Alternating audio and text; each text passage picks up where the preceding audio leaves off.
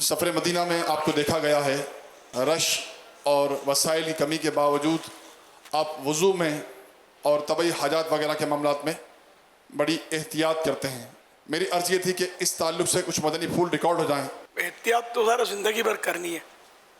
نجاست میں بھیڑ کی وجہ سے اپنے آپ کو لتھڑ لینا یہ تو عقل مندی نہیں ہے.